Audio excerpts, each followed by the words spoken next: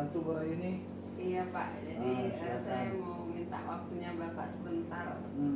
Jadi berkaitan dengan tugas demonstrasi kontekstual tentang pengambilan keputusan berbasis nilai-nilai kebajikan sebagai pemimpin.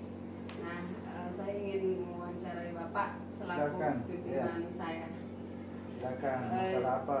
Ya, jadi selama ini kan tentu menjalankan kepemimpinan di sekolah ini, Bapak tentu sudah menemui berbagai macam kasus yang terjadi baik pada anak didik kita ataupun rekan-rekan guru.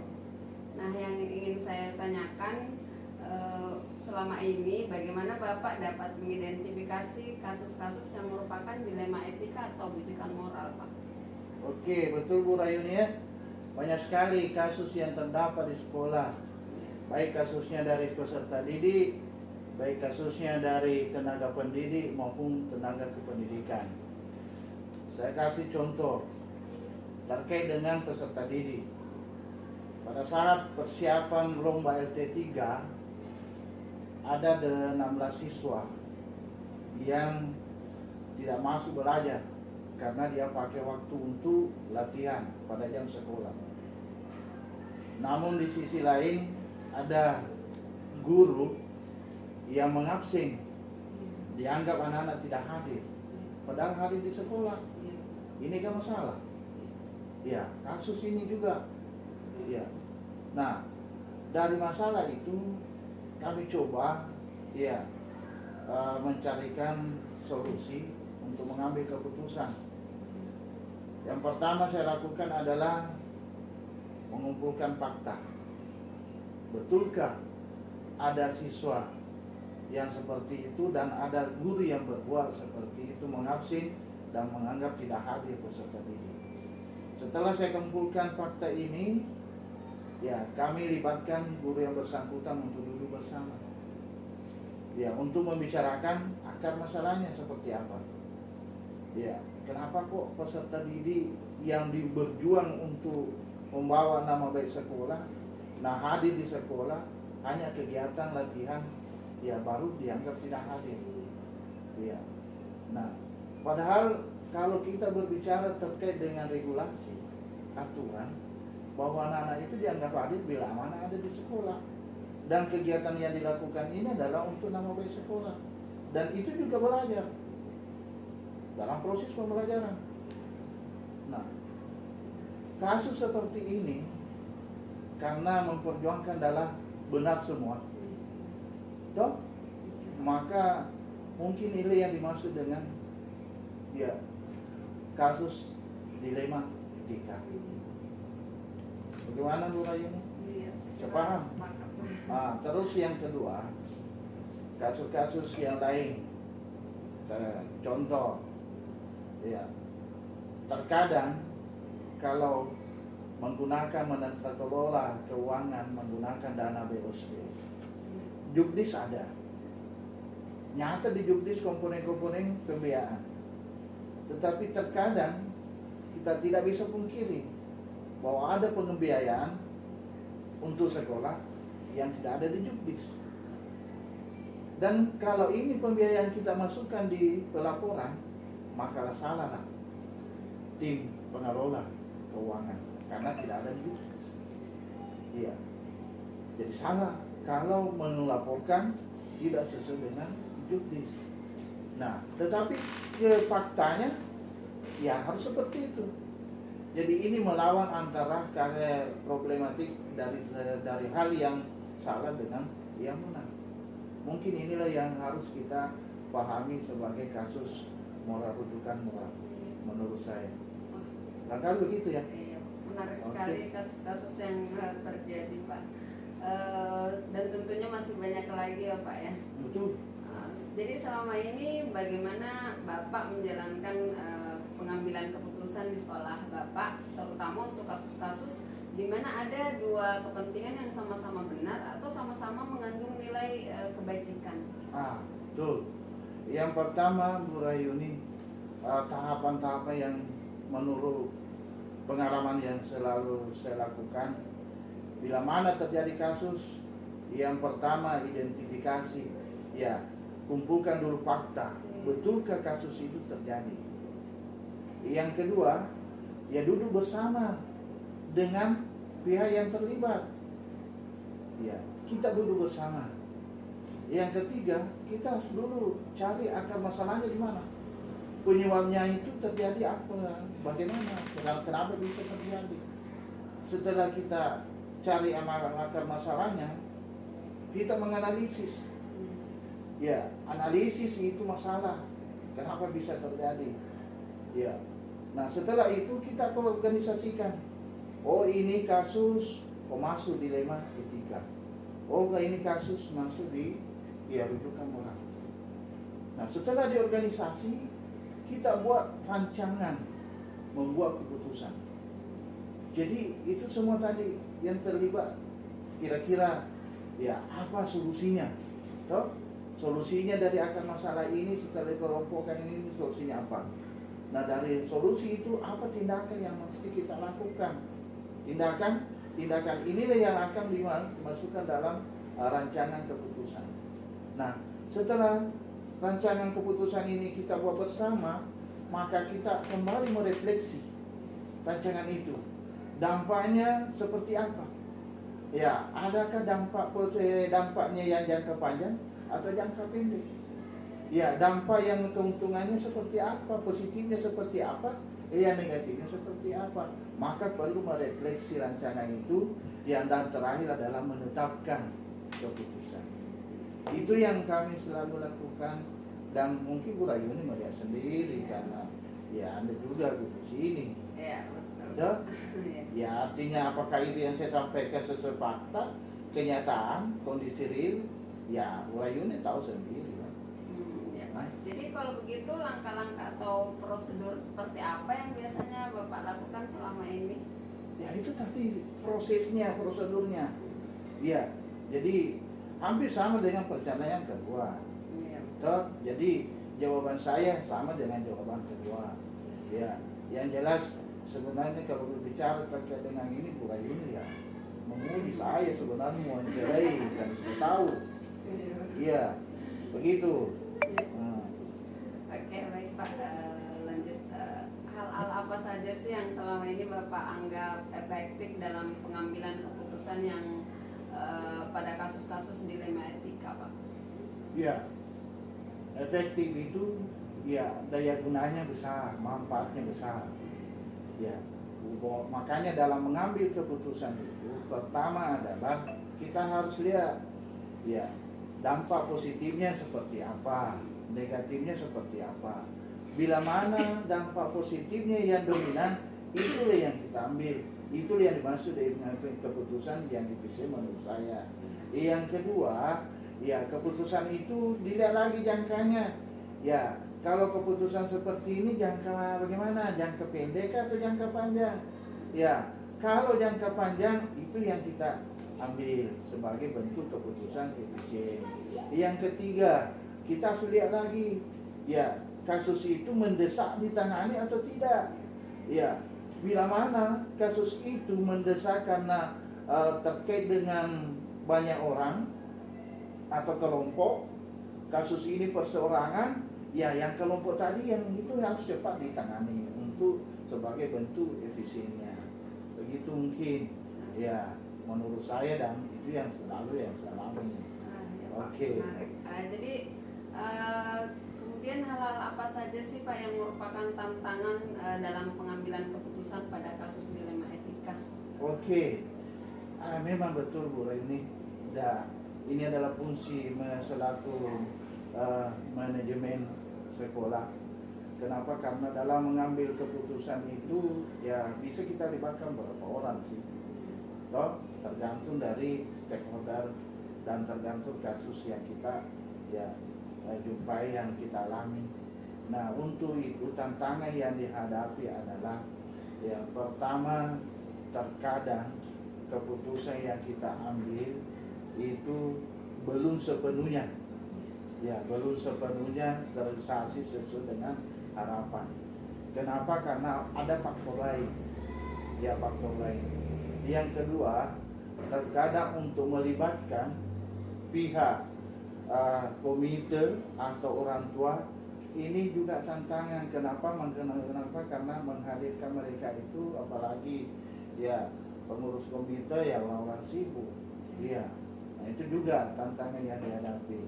Yang ketiga, dari orang tua, kalau kita libatkan penanganan kasus ini untuk mengambil keputusan, terkadang pemahaman mereka, kesadaran mereka terkait dengan anaknya dalam pendidikan juga itu yang menjadi tantangan. Ya, kenapa masih kurang? Ya, dan masih banyak hal lain. Ya, nggak usah bisa jelaskan semua. Jadi apakah Bapak memiliki sebuah tata kelola atau misalkan jadwal tertentu dalam suatu penyelesaian kasus dilema etika? Apakah misalkan Bapak langsung menyelesaikan di tempat atau memiliki sebuah jadwal untuk menyelesaikannya, dan bentuk prosedur yang seperti apa sih yang Bapak jalankan? Oke, jadi begini Bu Ayuni, menangani kasus tidak bisa dijadwalkan karena kita tidak mengetahui kapan kasus itu terjadi. Ya, yang kedua, menangani kasus itu tadi saya katakan, ya langsung kita ya tangani. Kenapa? Karena itu tadi melihat dari dampak. Ya, kalau kasus persorangan mungkin bisa kita tunda, kalau tidak terlalu membahayakan. Tapi kalau kasus sifatnya kelompok, iya terkait dengan orang banyak, apalagi dampaknya untuk orang banyak, itu harus cepat ditangani. Iya. Prosedur yang dilakukan untuk menangani, pertama adalah identifikasi kasus itu. Yang kedua, siapa yang terlibat, duduk bersama yang terlibat, karena kepala sekolah bukan pengambil keputusan, ya hanya menetapkan keputusan. Siapa pengambil keputusan? Lihat kasusnya. Kalau kasusnya terkait peserta didik, maka yang harus terlibat adalah ada wali kelasnya, ada guru BK, ada wakasek kesiswaan, duduk bersama. Kalau terkait dengan nanti bisa mengambil keputusan, kalau ada orang tuanya, undang orang tuanya, duduk bersama membicarakan. Itu prosedur yang harus yang kita lakukan. Setelah itu ya, apa masalahnya, apa dan sebagainya dan seterusnya, semua dibahas, dibicarakan pada saat duduk bersama seperti itu, sehingga itu dalam hal untuk mengambil keputusan. Oke, lanjut. Ya, jadi betul-betul sebagai pemimpin harus bijaksana ya Pak, Ya, dalam pengambilan keputusan. Ya. Ya, jadi adakah seseorang atau faktor apa sih yang selama ini mempermudah atau membantu Bapak dalam pengambilan keputusan yang dalam kasus dilema etika? Ya, itu tadi saya katakan bahwa ya identifikasi kasus itu. Kalau kasus itu adalah kasus dilema etika, benar melawan benar, ya pasti kita semua lihat. Ya, intinya bahwa duduk bersama dengan yang terlibat tadi, ya pengambil keputusan duduk bersama, kemudian pikirkan bahwa ya kita tidak boleh merugikan di antara belah pihak. Itu intinya. Semua harus kita untukkan. Yang jelas terkait dengan kebijakan boleh saja kita, dan itu tidak mungkin bahwa tidak harus kita tempuh. Kenapa? Karena satu tadi tekad bahwa tujuannya adalah bagaimana supaya tidak ada yang disudutkan dan sebagainya. Iya, Pak. Betul. Oke, jadi yang terakhir nih Pak. Jadi dari banyak juga pertanyaan Iya, ini ya. Dari semua hal yang telah Bapak sampaikan nih, pelajaran apa sih yang dapat Bapak petik dari pengalaman Bapak sendiri selama ini dalam mengambil keputusan dilema etika? Oke, makasih Bu Rayuni. Pelajaran banyak yang bisa saya petik dari beberapa kasus. Pertama, tertanam prinsip bahwa seseorang pimpinan itu dikatakan berhasil bila mana mampu menangani dan mengambil keputusan berbagai kasus yang dihadapi satu. Yang kedua, dalam menangani kasus dan mengambil keputusan, harus jiwa emosionalnya harus dikendalikan. Jangan mengambil keputusan dalam keadaan emosional yang tidak terkendali. Kenapa? Karena pasti keputusan itu tidak akan maksimal hasilnya. Itu kedua. Yang ketiga, tanamkan seorang pimpinan itu hati yang sabar. Kenapa? Karena ya kita menghadapi memimpin berbagai karakter. Pimpin siswa, pimpin orang tuanya, pimpin guru, pimpin tenaga kependidikannya. Ini semua berbagai karakter yang harus kita hadapi, maka perlu kesabaran. Ya, yang keempat adalah berbagai upaya yang telah kita lakukan, semua tadi yang pertama sampai yang ketiga, yang kalau masih keputusan yang masih terjadi adalah berserah diri kepada Allah Subhanahu wa taala. Bangunlah di tengah malam, salat tahajud, doakan kepada yang mereka tadi itu supaya diberi jalan yang benar. Ya, Allah menggerakkan hatinya ke jalan yang benar. Itu yang kita lakukan. Kalau sudah itu berdoa, ya mudah-mudahan Allah ya memberikan jalan yang terbaik untuk mereka. Dan itu kami sudah buktikan mulai ini dengan beberapa kasus-kasus yang terjadi. Anda sendiri tahu. Ya, dan itu sudah betul memperlihatkan Allah yang menggerakkan hatinya ke jalan yang benar. Luar biasa Pak. Iya. Jadi saya pun sebagai guru selama ini melihat Bapak sebagai pemimpin itu luar biasa dalam setiap mengambil keputusan dalam setiap masalah yang ada. Iya. Bukan luar biasa Bu Rayuni, terbiasa dibuat. Iya. Iya, makasih Pak atas waktunya. Saya ucapkan terima kasih juga atas kerjasama Bapak. Iya. Demikian, Assalamualaikum warahmatullahi Waalaikumsalam wabarakatuh. warahmatullahi wabarakatuh.